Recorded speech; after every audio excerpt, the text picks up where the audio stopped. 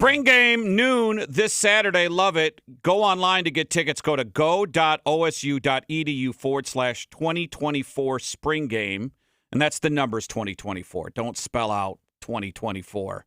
Admission, $10, free parking, plus you can reserve seats 22 and 37.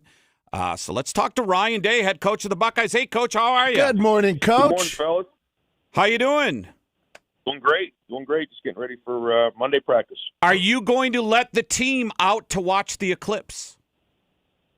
We'll be done practice by about 11:30 today, so they will be in class. If they decide to go out to see the eclipse, that's on them. I'll probably be in watching film and getting ready for the next one. Of course you will. Is it one of those with the staff? Is it like, all right, guys, you can if you want to? Yeah, sure. You guys want to go outside and watch the eclipse?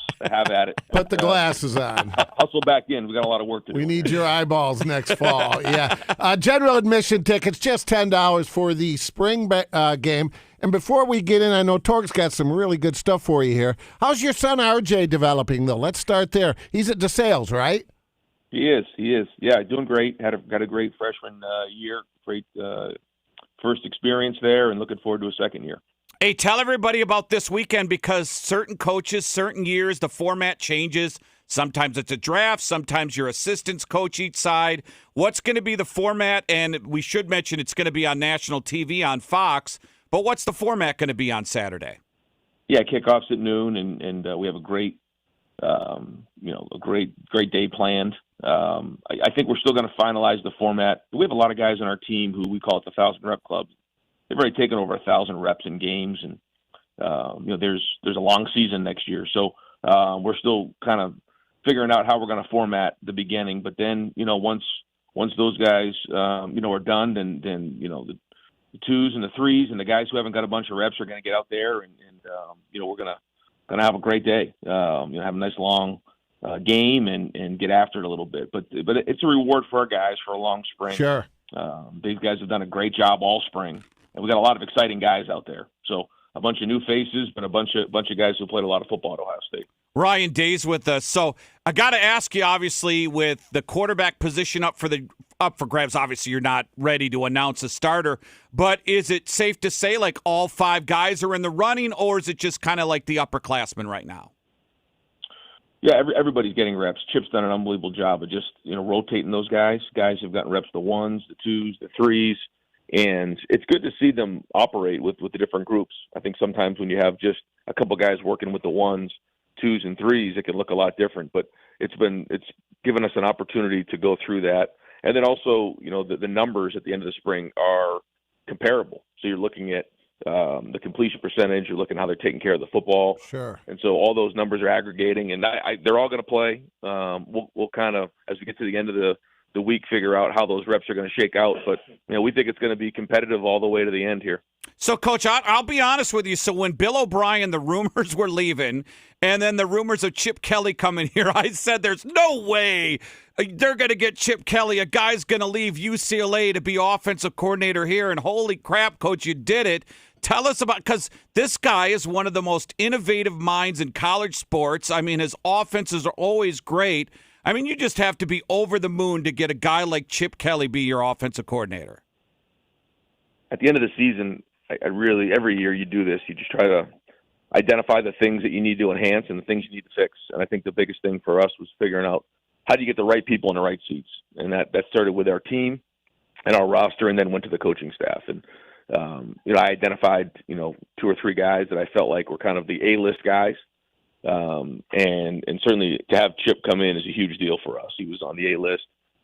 He and I's relationships goes back a long way, but I think everyone's going to be excited to see what he's doing. He's really fired up about the guys we have on the team, the roster we have, and he gets to focus on building relationships and calling plays, which is what he really likes. Yeah, and I know, Coach, you're a big proponent of the culture with these new nil transfers. How have they assimilated into the program? Because they may have all the skill in the world, but they got to get on board with the culture. How is everybody fitting in? Yeah, you don't just walk into Ohio State right on the field.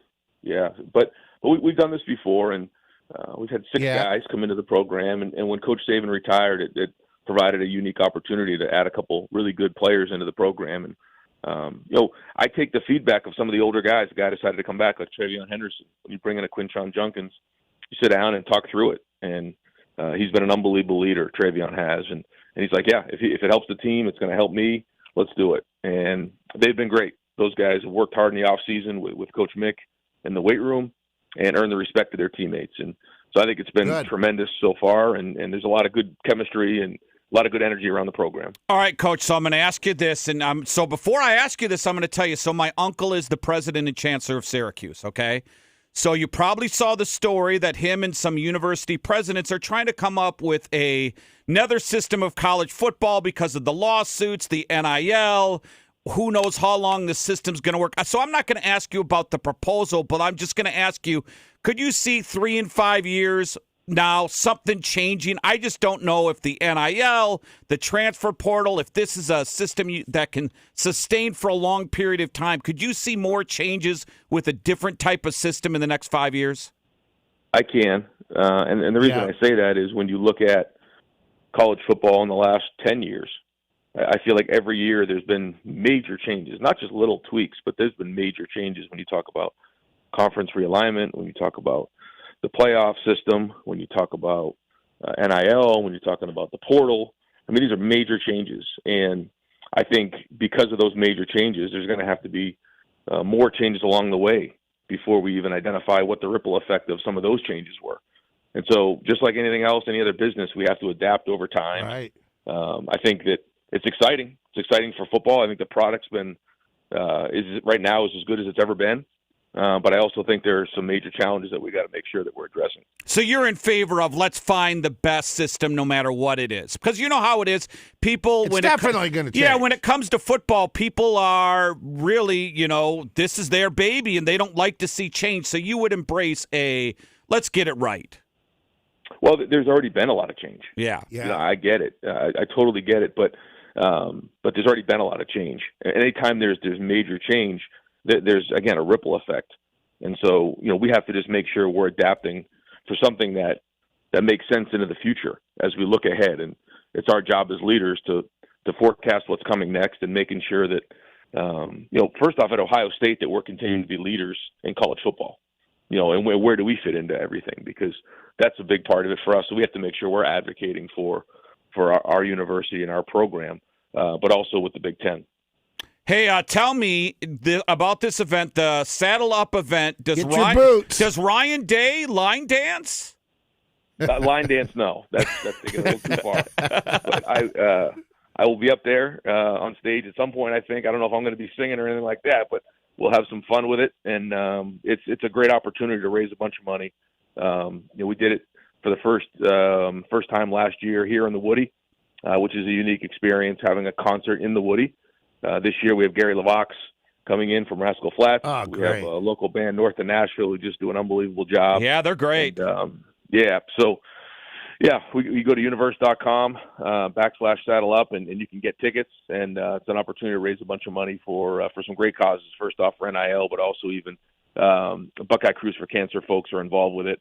To give back to the James. Well, I know our station, Coach, we're going to be doing stuff with you guys to help out. We're going to be doing more and more. So expect that in the future, man. No, I appreciate that, guys. Yeah, thanks so much. Looking forward to a great week. We got the spring game and Saddle Up Saturday night. So thanks for your guys' time, man. Go Bucks. All right, thanks, Coach. Thanks, Coach.